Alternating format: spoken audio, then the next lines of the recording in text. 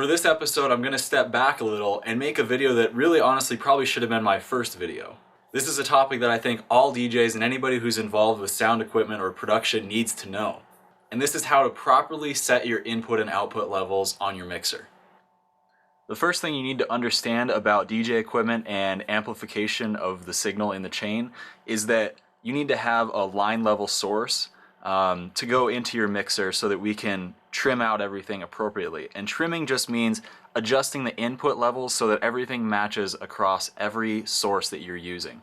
A source could be anything from a CDJ to even an internal noise generator like the 900 has, or something that like an iPod that's plugged in. Anything that goes into the mixer, that is a source. And we need to make sure all of those sources are at the same level so that when we're mixing everything, we can accurately create a good sounding mix. A problem I see with a lot of DJs, both live and on YouTube, is that you'll see their mixer all the way up into this this orange and red section on the mixer. For example, I've loaded a track into my deck over here, and I'm going to show you what I see a lot of DJs do, and I'll tell you why this is wrong in just a second.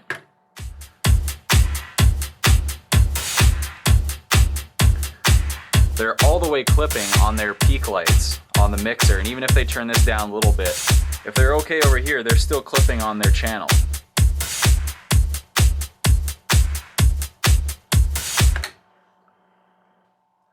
So now, to tell you why that's bad, you need to understand that amplification is degrading to the signal.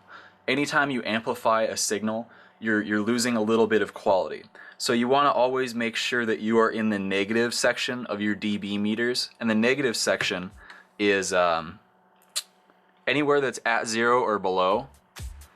So you can see I can tune this track using the trim pot so that it's just hovering right around 0, and that'll give us the best quality of sound that we can get. The same is true with the master. So once you've trimmed all of your inputs, you can go ahead and adjust the master so that it's at 0 as well.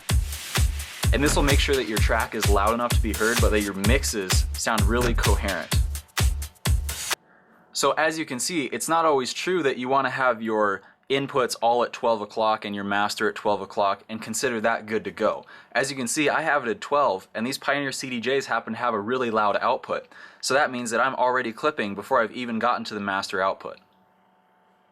To trim out your sources properly though, you need to make sure that you're at the loudest part in the track. So for example, that intro that I just played was not actually the loudest part in the track. So if I skip over to the loudest part, it actually is starting to clip a little bit more. Not clip, excuse me, it's going to amplify it a little bit more. So what I need to do for every track before I play it, I go in here and I adjust each one so that it's just barely hovering around 0. And that way I'll make sure that every single one of my tracks before I mix it into the mix is going to be at the right level.